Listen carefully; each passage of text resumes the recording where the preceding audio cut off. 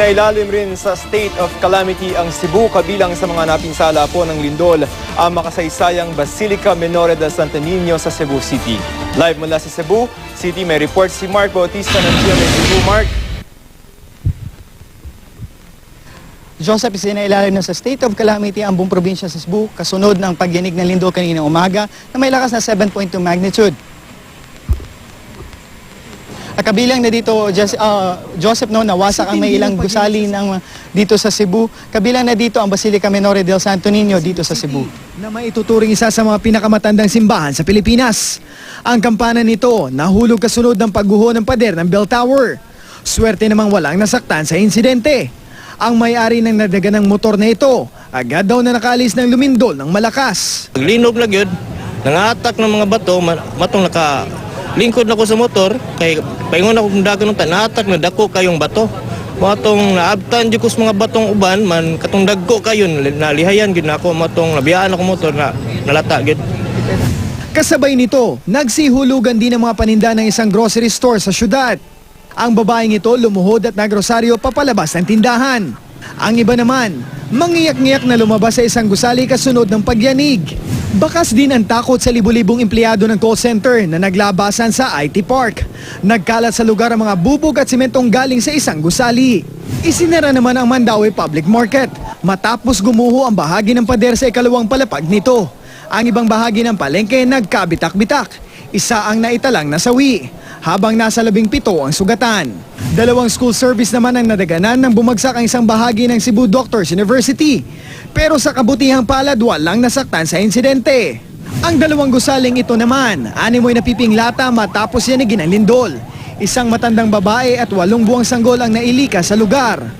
Matinding pinsala rin ang tinamo ng marami pang istruktura at gusali sa Cebu. Gaya na lang ng isang restaurant ay isang hardware sa Cebu City at ng Santa Catalina Church sa Carcar City. Mula dito sa Cebu, Mark Anthony Bautista, GMA News.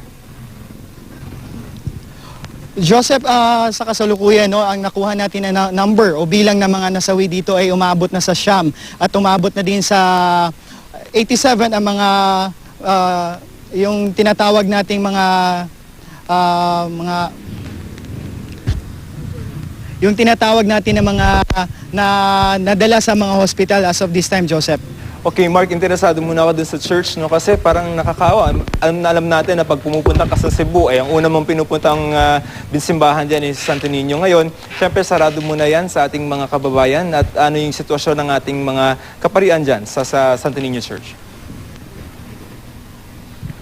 Sa ngayon, Joseph, nakakordon ngayon dito ang simbahan mismo at walang pinapapasok ng mga deboto. Maliban na lamang kanina sa sinagawa kaninang misa kaninang hapon na medyo kokonti lamang ang mga dumalo sa misa kanina. Hindi kagaya ng mga the usual days na marami talagang dumadagsa dito sa Basilica Menore del Santo Niño, lalo na yung mga turista na mga nakikita natin from iba't ibang mga lugar. Pero nga, yung kanina nga, medyo wala talaga, medyo iilan talaga yung nakita lang natin dito, Joseph. Mark, hindi ko alam kung meron ng detalye yung provincial government, no? Pero na-quantify na ba nila yung halaga ng pinsala sa Cebu?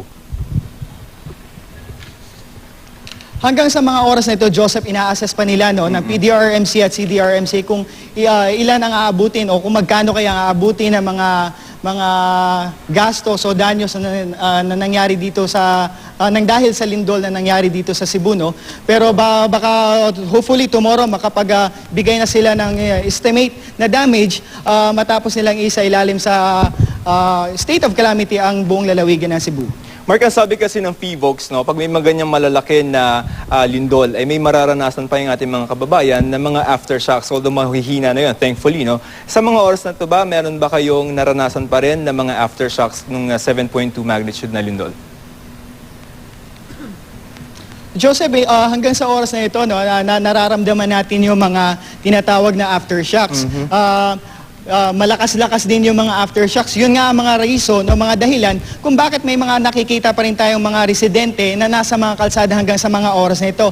Doon nga mismo sa may Puente Osmeña Circle, nakita natin kanina nung pumunta tayo dito kanina, maraming mga residente na nagpunta doon sa Puente Osmeña Circle, including na din doon, Joseph, yung mga yung mga residente at yung mga nasa hotel na mismo, nasa tapat ng Fuente Osmeña Circle. Dito naman sa may banda naman dito sa may Imus, nakita natin ang mga dami ng mga tao na nandun sa may Center Island. Pansamantala muna sila nakaikling doon kasi nga sa takot nila na bumigay ang kanilang mga bahay, even if hindi nila alam kung gaano kalakas ang magiging aftershock, no? Pero hanggang sa mga oras nito, nafe-feel pa rin natin malakas-lakas ng konti, pero hindi naman gaano talagang ikabahala, Joseph. Okay. Na-mention mo yung mga residente at kahit yung mga ilang nagbabakasyon dyan ay nasa mga kalye na lamang. Meron bang tulong na ibinibigay yung provincial government para dun sa kanila? Yan ba mga yan ay organized? Ibig sabihin, may sistema kung paano sila tinutulungan? Joseph, kanina wala akong nakita kanina yung mga taga DSWD or yung mga tinatawag natin mga tao na tumutulong immediately dun sa mga tao na nandun sa mga area, no?